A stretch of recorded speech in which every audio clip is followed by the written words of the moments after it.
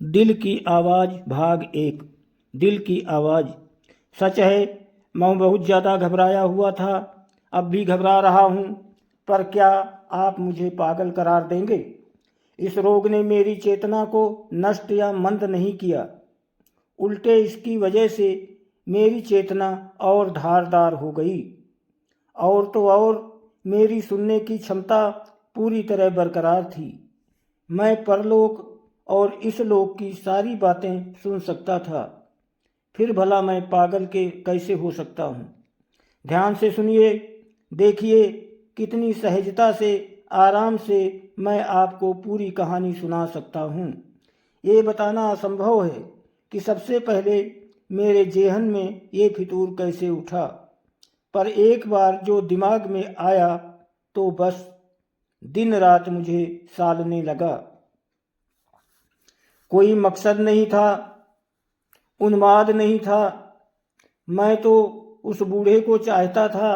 मेरा कुछ नहीं बिगाड़ा था उसने। उसने कभी मेरा अपमान भी नहीं किया था। उसकी संपत्ति को हड़पने की मेरी कोई लालसा भी नहीं थी। मेरे ख्याल से उसकी आँख, हाँ, उसकी आँख ही थी इसकी वजह। उसकी एक गिद्ध की आँख की तरह थी, निस्तेज और नीरवता से ढकी हुई। जब उसकी नज़र मुझ पर पड़ती मेरा खून जम जाता। धीरे धीरे बात इस हद तक बढ़ गई कि मैंने इस बूढ़े खूसट की जान लेने की ठान ली, ताकि हमेशा हमेशा के लिए इस आँख से छुटकारा मिल जाए।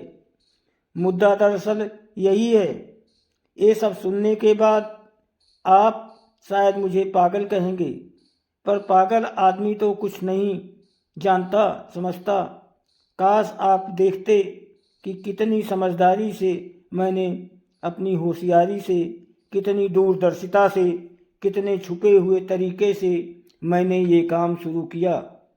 उस बूढ़े की हत्या करने के पहले मैं कभी उसके प्रति इतना दयालु नहीं हुआ था जितना इस हफ्ते के दौरान रहा।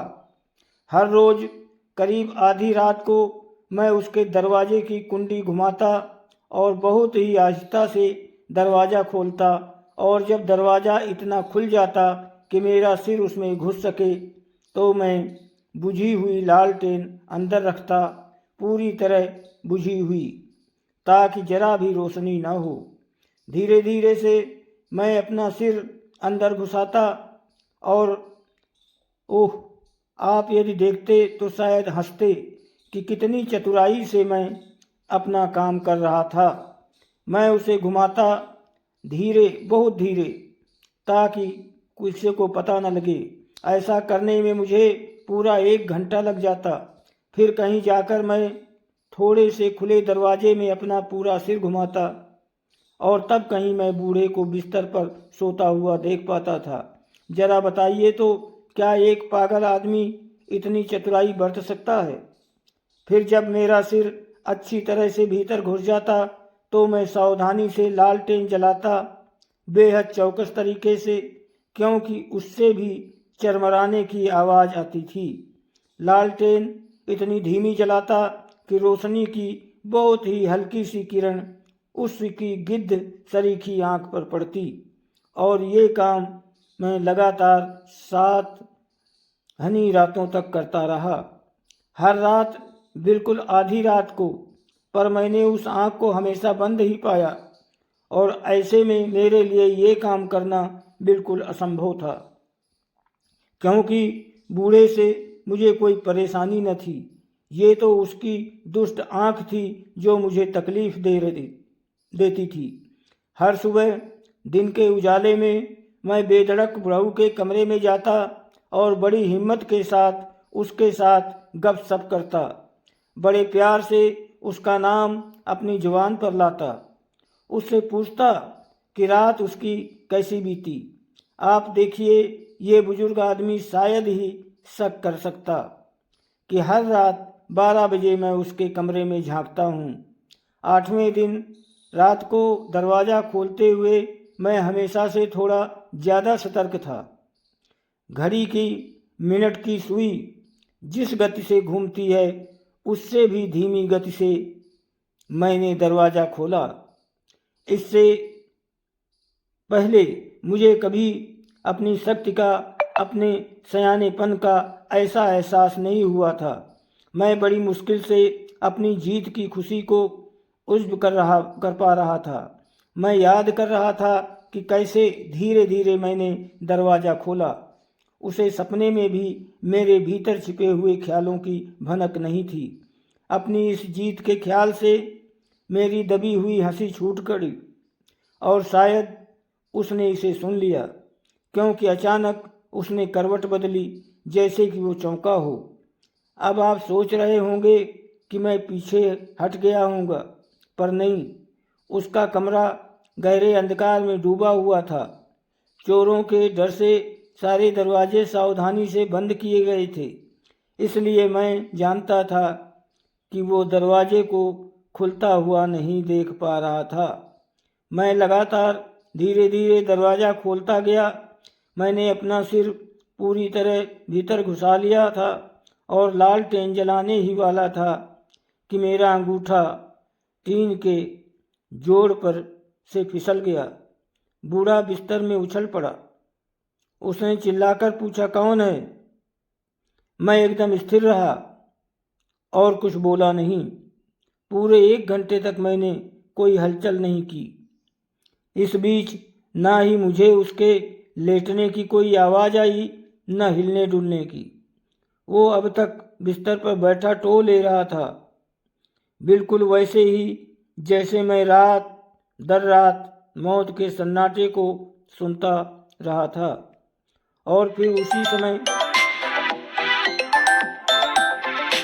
मैंने उसकी हल्की सी कराह सुनी। मुझे पता था कि ये एक मरणशील प्राणी की मृत्यु के भय से उपजी कराह थी। ये दर्द से उपजी कराह नहीं थी, नहीं, ये कराह थी एक घुटी हुई सी आवाज़ जो आत्मा की गहराई से उठती है तब जब आदमी पर दहशत पूरी तरह हावी हो जाती है। मैं इस आवाज़ को अच्छी तरह जानता था। बहुत सारी रातों को ठीक आधी रात के समय जब सारी दुनिया नींद में खोई रहती थी, ये आवाज़ खुद मेरी अपनी छाती से उठी थी और अपनी हर भयावह गूंज के साथ ये एक दहशत में बदलती हुई मुझे विचलित करती रही। मैं कहता हूँ, मैं इस आवाज़ को अच्छी तरह जानता हूँ। मुझे पता था कि ये बूढ़ा आदमी क्या महसूस कर रहा था। मुझे उस पर दया आई, हालांकि भीतर से मैं खुश था।